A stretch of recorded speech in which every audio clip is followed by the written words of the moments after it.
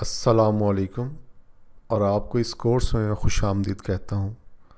मैं आपको सिखाऊंगा कि आप फाइवर पर टॉप रेटेड सेलर बनकर 2 लाख रुपए से ज़्यादा कैसे कमा सकते हैं। पहले तो बात करते हैं कि टॉप रेटेड सेलर बनने से क्या बेनिफिट होंगे और टॉप रेटेड सेलर बनना क्यों ज़रूरी है। Number 1, top rated seller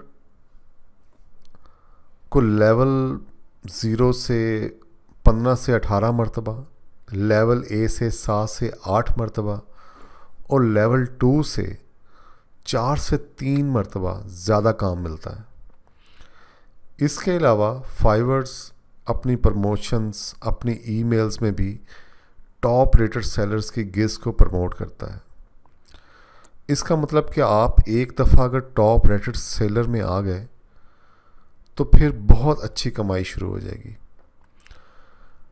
fibre का जो पेज है fiverr.com/levels, इसको ओपन करें और आप यहाँ 1 बाय 1 सभी बेनिफिट्स पढ़ सकते हैं कि जो एक नॉर्मल सेलर जब आप फर्स्ट टाइम इसे ज्वाइन करते हैं तो आपको 7 गिग्स मिलती हैं और 5,000 तक आप उसे कस्टम ऑफर्स कर सकते हैं।